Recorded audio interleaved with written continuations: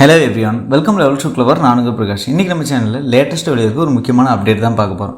அதாவது வில்லேஜ் கிராம பஞ்சாயத்தில் இருக்கக்கூடிய நபராக நீங்கள் இருந்தீங்க அப்படிங்கிற பட்சத்தில் ப்ராப்பர்ட்டி டேக்ஸ், அதாவது சொத்து வரியை பஞ்சாயத்து ஆஃபீஸே போகாமல் வீட்டில் இருந்தபடியே எப்படி மொபைல் மூலமாகவோ அல்லது பிசி லேப்டாப் மூலமாகவோ எப்படி பே பண்ணுறது அப்படிங்கிறது தான் இந்த வீடியோவில் முழுமையாக தெரிஞ்சுக்க போகிறோம். அதுபோக பார்த்தீங்க அப்படின்னா இது வரைக்கும் உங்கள் பேரில் எவ்வளோ பெண்டிங் இருக்குது, அதாவது வீட்டு வரி எவ்வளோ பெண்டிங் இருக்குது, சொத்து வரி எவ்வளோ பெண்டிங் இருக்குது அப்படின்னு சொல்லிட்டு அதையும் நம்ம பார்த்துடலாம். சப்போஸ் 31/3/2024, அதாவது இந்த மார்ச் மந்த்து கடைசிக்குள்ளே நீங்கள் இதை வந்து பே பண்ணல அப்படிங்கிற பட்சத்தில் உங்களுக்கு பெனால்ட்டி போட்டு பே பண்ணுற மாதிரி சூழ்நிலை உருவாகும். சரிங்களா? ஸோ அதை தான் நம்ம இந்த வீடியோவில் முழுமையாக தெரிஞ்சுக்க போகிறோம். எப்படி ஆன்லைன் மூலமாக உங்களோட வீட்டு வரியை செலுத்துறது அப்படிங்கிற கம்ப்ளீட் டீட்டெயில்ஸை நீங்கள் தெரிஞ்சுக்கணும். மறக்காமல் நம்ம சேனலை சப்ஸ்கிரைப் பண்ணிடுங்க. சப்ஸ்கிரைப் பண்ணால் மட்டும்தான் நான் போடுற ஒவ்வொரு பயனுள்ள வீடியோ உங்களுக்கு நோட்டிஃபிகேஷனாக வரும். ஸோ வாங்க இன்றைக்கி வீடியோக்குள்ளே போகலாம். ஃப்ரெண்ட்ஸ், ஏதாவது ஒரு ப்ரௌசர் போயிருங்க. அதில் வில்லேஜ் பஞ்சாயத்தோட அஃபீஷியல் லிங்க் நான் டிஸ்கிரிப்ஷனில் கொடுக்குறேன், நீங்களும் செக் பண்ணிங்க. ஃபஸ்ட்டு விபி டேக்ஸ் அப்படின்னு நீங்கள் கூகுளில் டைப் பண்ணுங்கள். விபி டேக்ஸ் அப்படிங்கிறது வில்லேஜ் பஞ்சாயத்து டேக்ஸ். ஃபஸ்ட் லிங்காக வரும் rural development and panchayat Raj அப்படின்னு சொல்லிட்டு நான் அதை ஓகே கொடுத்துட்றேன்.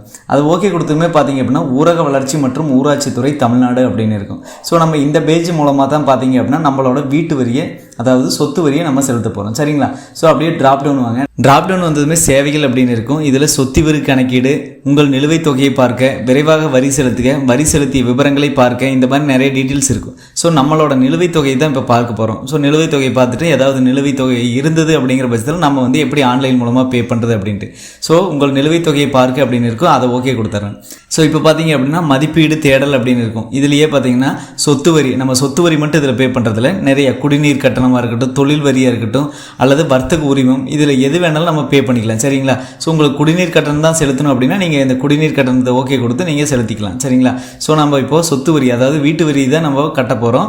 ஸோ மாவட்டத்தின் பெயர் நான் செலக்ட் பண்ணிக்கிறேன். அடுத்து பிளாக்கு, எந்த பிளாக்கும் நான் அந்த பிளாக்கை செலக்ட் பண்ணிக்கிறேன். அடுத்து உங்களோட வில்லேஜ் எந்த வில்லேஜோ அந்த வில்லேஜை நீங்கள் செலக்ட் பண்ணிங்க. அதுக்கடுத்து பார்த்தீங்க அப்படின்னா நீங்கள் வந்து உங்களோட பஞ்சாயத்தில் உங்கள் இதுக்கு முன்னாடி வருஷம் நீங்கள் வந்து பே பண்ணியிருப்பீங்க வீட்டு வரி.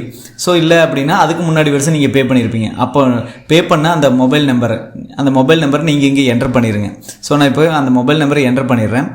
என்டர் பண்ணிவிட்டு அதுக்கப்புறம் பார்த்தீங்க அப்படின்னா சப்போஸ் உங்களுக்கு மொபைல் நம்பர் நான் என்ன கொடுத்தேன் அப்படின்னு தெரியல அப்படிங்கிற பட்சத்தில் நீங்கள் மொபைல் நம்பரை ஆட் பண்ணினாலுமே கதவு எண் அப்படின்னு இருக்கும், உங்களோட உங்கள் டோர் நம்பரை வச்சுட்டு நீங்கள் இந்த ஃபீஸை பே பண்ணலாம். அப்படி இல்லை அப்படின்னா வரி விதிப்பு எண், அதாவது இதுக்கு முன்னாடி ப்ரீவியஸாக நீங்கள் வந்து பே பண்ணியிருப்பீங்க, வரி கட்டியிருப்பீங்க, அதோட நம்பர் இருந்ததுன்னா நீங்கள் அந்த நம்பர் போட்டு கூட நம்ம ஓப்பன் பண்ணி பே பண்ணிக்கலாம். சரிங்களா? நான் அப்படியே ட்ராப் டவுன் வரேன். ஸோ இப்போ ட்ராப் டவுன் வந்ததுமே பார்த்தீங்கன்னா இங்கே கீழே கொடுத்துருக்கக்கூடிய கேப்சாவை நீங்கள் அப்படியே என்டர் பண்ணிங்க.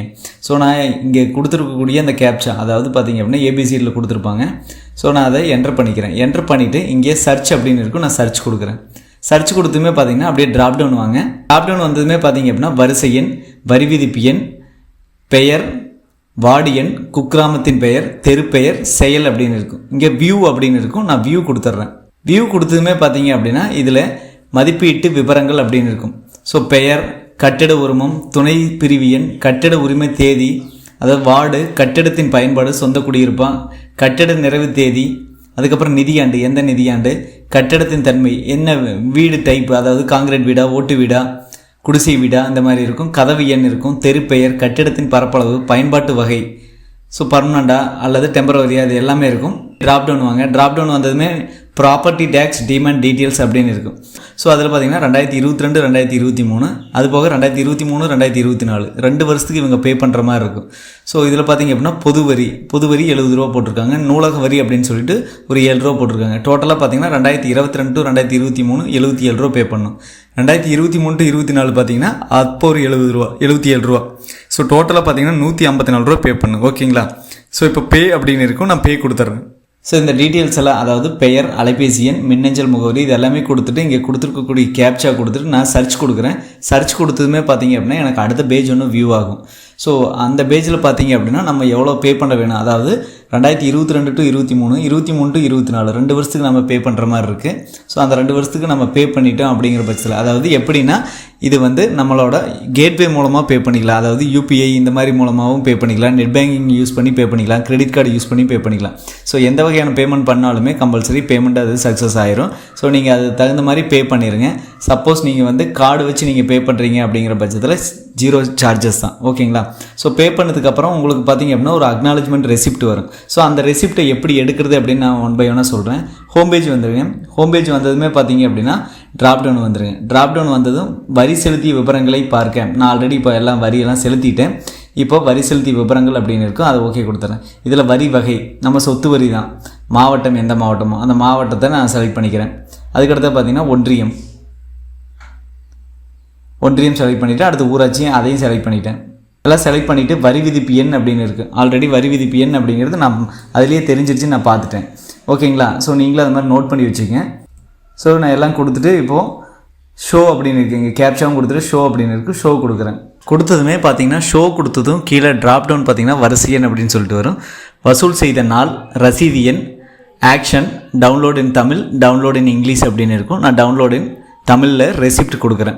ஸோ நான் இந்த வருஷத்துக்கு உண்டானது கொடுக்குறேன். கொடுத்ததுமே அந்த ரெசிப்ட் வந்து நமக்கு டவுன்லோட் ஆயிரும்.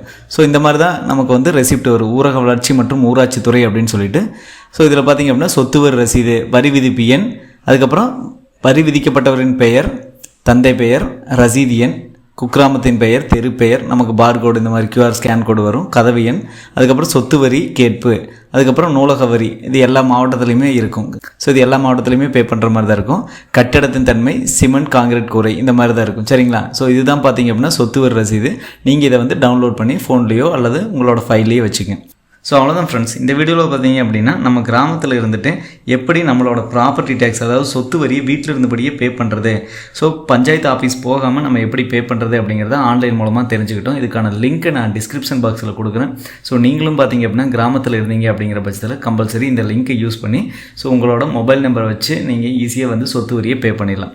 ஸோ இதில் பார்த்தீங்கன்னா சொத்து வரி மட்டும் இல்லை, குடிநீர், தொழில் வரி, வரி அல்லாத வர்த்தக உரிமம், இதர வசூல், இது எல்லாமே நம்ம வந்து வீட்டில் இருந்தபடியே பே பண்ணிக்கலாம். சரிங்களா? இதுக்கு நமக்கு தேவையானது என்ன அப்படின்னா நம்மளோட மாவட்டத்தின் பெயர், பிளாக்கு, வில்லேஜ், நம்ம அங்கே வந்து என்ன மொபைல் நம்பர் கொடுத்தோமோ அந்த மொபைல் நம்பர். சப்போஸ் நீங்கள் வேறு மொபைல் நம்பர் கொடுத்துருக்கீங்க, எனக்கு தெரியல, அந்த மொபைல் நம்பர் வந்து மிஸ் ஆயிடுச்சு அப்படிங்கிற பட்சத்தில் நீங்கள் உங்களோட பஞ்சாயத்துக்கு போயிட்டு ஸோ மொபைல் நம்பர் சேஞ்ச் பண்ண சொன்னீங்க அப்படிங்கிற பட்சத்தில் அவங்க சேஞ்ச் பண்ணிடுவாங்க. ஸோ அதை சேஞ்ச் பண்ணிட்டாங்கன்னா நீங்கள் வீட்டில் இருந்தே பே பண்ணிக்கலாம். சரிங்களா? அப்படி இல்லை அப்படின்னா உங்களோட கதவு நம்பர் ஆட் பண்ணி கூட பே பண்ணலாம். அப்படி இல்லை அப்படின்னா இந்த மாதிரி ரெசிப்டை வச்சுட்டு, இந்த ரெசிப்டில் வரி விதிப்பு எண் அப்படின்னு சொல்லி ஃபஸ்ட்டாக இருக்கும். ஸோ இதை வச்சுட்டு கூட இந்த வரி விதிப்பு எண்ணில் நம்ம பழைய ஏதாவது ரெசிப்ட் வச்சுருக்கோம் அப்படிங்கிற பட்சத்தில் அதை கொடுத்தோம் அப்படிங்கிற பட்சத்தில் நம்ம வந்து இந்த மாதிரி பே பண்ணிக்கலாம் ஆன்லைன் மூலமாகவே. ஸோ சுலபமான முறையில் நம்ம வீட்டில் இருந்தபடி எப்படி நம்மளோட தொழில் வரி இது எல்லாமே பே பண்ணுறது அப்படின்னு தான் பார்த்தோம். கண்டிப்பாக இந்த வீடியோ உங்களுக்கு ஒரு உதவிகரமாக இருக்கும் அப்படின்னு நினைக்கிறேன். உதவிகரமாக இருந்தால் மற்றவங்களுக்கு ஷேர் பண்ணுங்கள். மற்ற வீடியோ சந்திக்கும் மாதிரி உங்களிடமிருந்து விடைபெறுவது உங்கள் பிரகாஷ். பாய், டேக் கேர்.